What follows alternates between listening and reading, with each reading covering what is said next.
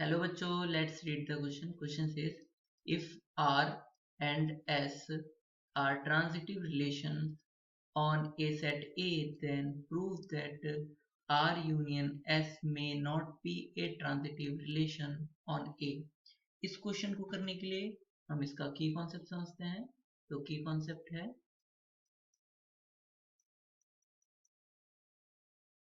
अगर कोई relation R जो कि A से A पे डिफाइन है एंड इसके सभी एलिमेंट का हम सेट बना लेते हैं और A, B से रिप्रेजेंट करते हैं, देन हम R को ट्रांजिटिव बोलते हैं. कब?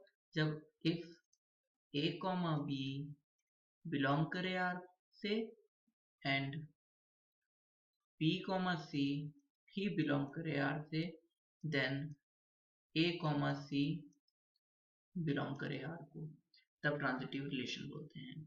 नाउ हमें इस क्वेश्चन में प्रूफ करना है कि R यूनियन S जो है वो ट्रांजिटिव नहीं होगा. अगर R और S अगर ट्रांजिटिव हो तब, तो सभी केस में.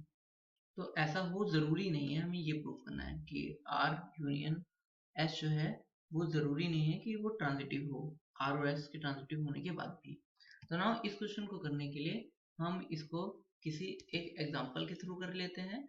तो हमारा एग्जाम्पल है, हम इसमें A सेट को लेट कर लेते हैं A, B, C और नाउ रिलेशन R डिफाइन करते हैं A, B, B,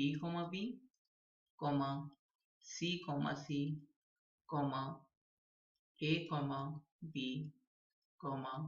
B, A.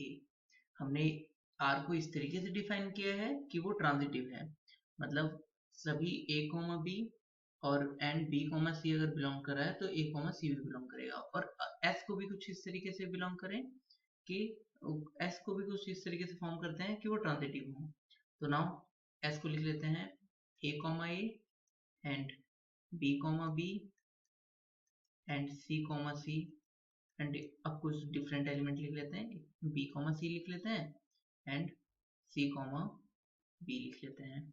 तो नाउ यहाँ पर ये दोनों रिलेशन कैसे हैं, R और S कैसे हैं, R and S are transitive है. नाउ अब हम चेक करते हैं R यूनियन S को. तो R यूनियन S क्या हो जाएगा, हम R यूनियन S लिख लेते हैं. तो R यूनियन S क्या हो जाएगा, A, B, B, C, C, और A, B,